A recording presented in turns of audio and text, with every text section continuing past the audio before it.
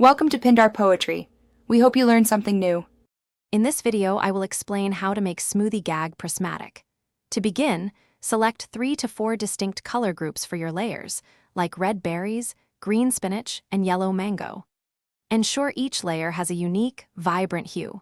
Prepare your ingredients by washing and chopping them into small, blendable pieces.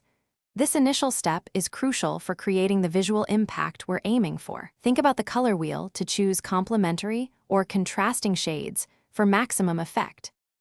Next, blend each color group individually.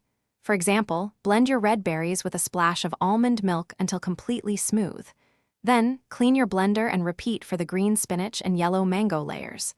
The key is to make each layer thick enough to hold its shape but still pourable. If a layer is too thin, add more frozen fruit. If too thick, add a tablespoon of liquid. Aim for consistency similar to soft-serve ice cream. Now for the fun part, assembling your prismatic masterpiece. Start by pouring the thickest smoothie layer into your chosen glass.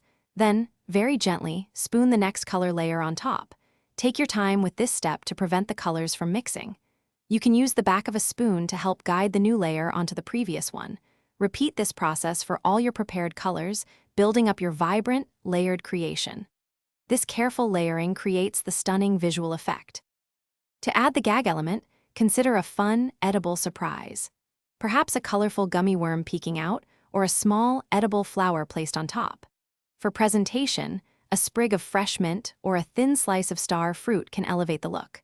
Serve your prismatic smoothie immediately to enjoy its vibrant layers and optimal texture.